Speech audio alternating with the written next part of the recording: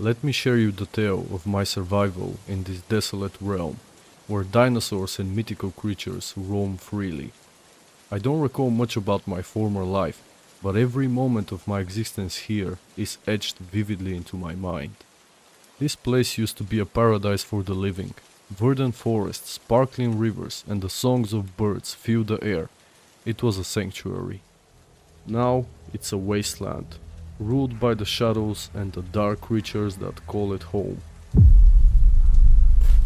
Here, the guardians of the Ark reign supreme.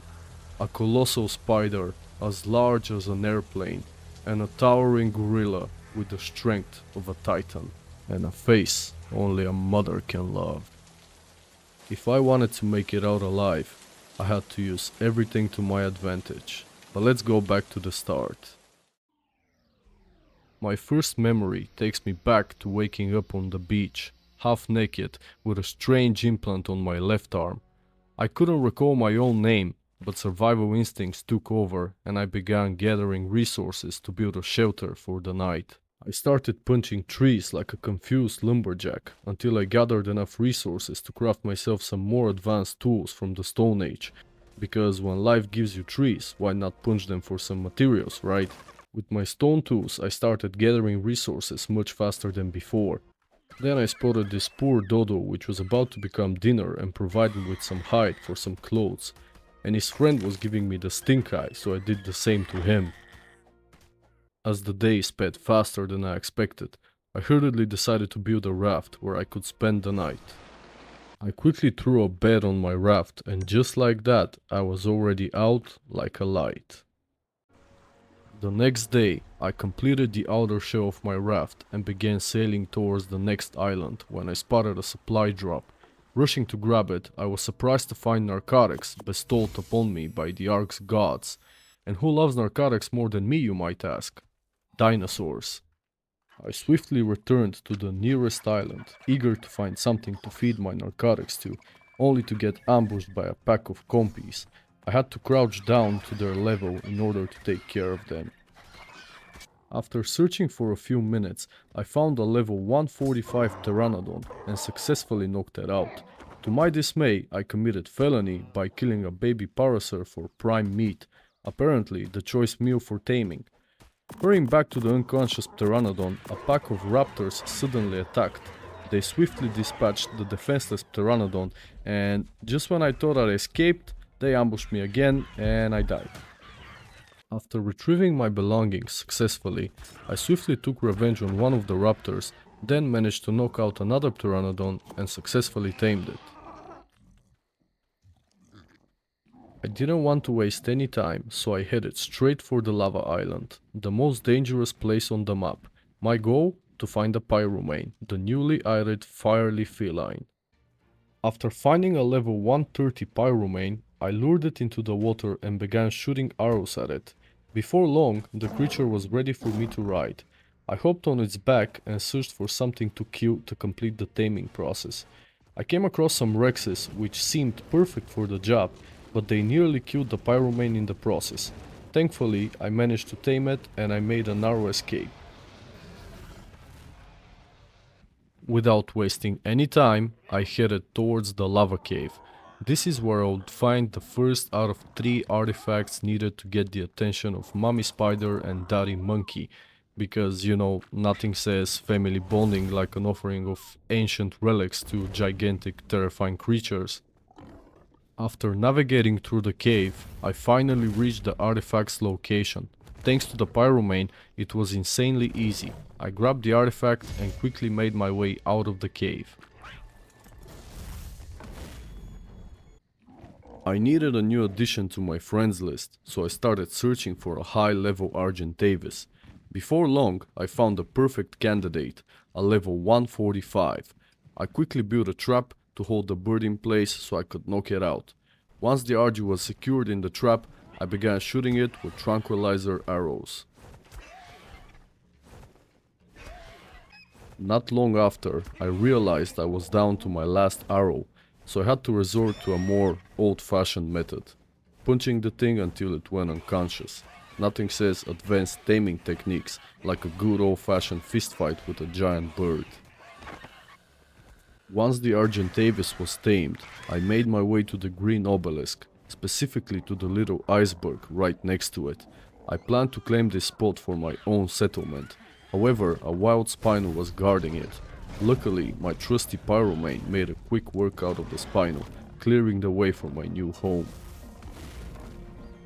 The next dino on my list was the Ankylosaurus. This very first one I found was a level 140. I made sure to grab it with my RG and I took it to the iceberg where I started shooting it with arrows. Once again I ran out of arrows and I had to resort to that old-fashioned method, delivering a knockout punch, because nothing says Dino Whisperer like a good right hook. While the Anky was taming, I went out and I started farming wood and stone to lay the foundations of my base. I also needed metal to craft the saddle for the Anky, so I placed some forges and storage boxes, and then I went out to gather metal by hand, just enough so I can craft the saddle. While I was filling the forges with metal, I noticed that the Anky was finally tamed. I moved it to the base, and while waiting for the metal to cook, I hopped on my pteranodon to find cementing paste. After raiding a few beaver dams, I returned with paste, pearls and other resources. By the time I got back to base, most of the metal was smelted and I had enough for the saddle now. I equipped my Anky with the saddle and went out to farm metal the right way. This time I returned with a lot more metal than before, which I distributed among the forges. Then I crafted a few smithies and a fabricator. After that I made some scuba gear and set out to get the second artifact. This artifact was located in the North Ice Cave, arguably the hardest cave on the map. With my Pyromain providing cold resistance, I was able to navigate through the cave pretty easily. I arrived at the artifact's location, but it wasn't there. I tried reconnecting to the server, but it still wouldn't spawn, so I quickly used the command to give it to myself, and then I realized there's a second artifact in this cave, which was also missing, so I added that one as well. Once I had both artifacts, I made my way out of the cave. I returned to the green obelisk to check on my progress, and I had 3 out of 6 artifacts. I decided to get all the artifacts first before worrying about the creatures for the boss fight. The next artifact was in a smaller cave on the lava island. I parked my pteranodon in a safe spot and I made my way into the cave. I quickly grabbed the artifact, and on my way out I noticed a supply drop in a little pool of water. This turned out to be a game changer. The drop contained an overpowered ascendant pump shotgun. With this, instead of taming and breeding an army of creatures, I could potentially use the shotgun to defeat the bosses much more easily. I returned to base to find all of my metal had been smelted. I crafted myself a metal pickaxe, hatchet, crossbow and a few grapples. The next artifact was located underwater, so I needed a water tame. I crafted an Ichthys saddle and I went out to explore the ocean to tame one. After finding a level 90 Ichthys, I quickly tamed it by feeding it some cooked prime meat provided by my Pyromain. With my new dolphin, I swam to the artifact's location and quickly grabbed it. I then made my way back to the green obelisk to check on my progress again, and at this point I only had 1 artifact left to find. I made my way to the cave containing the final artifact. It's safe to say that the Pyromain is the best cave mount in Ark Survival Ascendant. Its ability to transform into a shoulder pet and leap long distances makes cave exploring a piece of cake. After grabbing the final artifact, I returned once again to deposit it into the green obelisk. Now it is time for the final preparations before facing the Guardians. I needed to craft a lot of shotgun shells for my plan to work, so I set out with the Anky to farm some stone and flint, which I then turned into spark powder. To get gunpowder, I also needed charcoal, so I decided to tame a mammoth. The first mammoth that I found was a level 145, conveniently right next to my base. I started shooting it with tranq arrows, but once again I ran out. Luckily, I managed to finish it off by punching it. I returned to base and I crafted a saddle for the mammoth, and when I got back, I put the saddle on and immediately started to farm wood. I waited for the wood to turn into charcoal, and then I crafted a lot of gunpowder. I turned that into pistol bullets and then into shotgun shells. After crafting over 300 shotgun shells, it was finally time to face the bosses. Armed with my trusty shotgun and my pyromain, I headed to the green obelisk. I started the boss fight using all the artifacts we had previously collected, hoping for the best.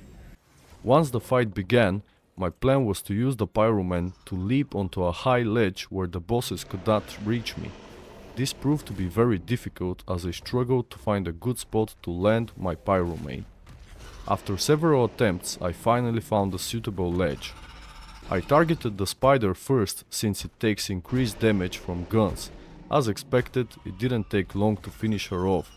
While shooting the Megapithecus, I accidentally fell from the ledge and I nearly died. Fortunately, I managed to get back up and I continued shooting. After about 100 more shells, the monkey was finally down.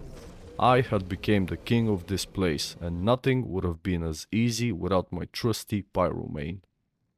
And just like that, I freed this place from its terror. The heads of the mighty spider and the overpowered gorilla now stand as trophies on my bridge of honor, reminders of the battles I fought and won. Yet, as I stand in my newly claimed territory, I wonder if this will be the last time I face such formidable creatures. When I gaze at the green obelisk, I sometimes see glimpses of another world. I'm not sure if I live there or if it's just a figment of my imagination. The obelisk seems to connect me to the past that feels distant and almost forgotten.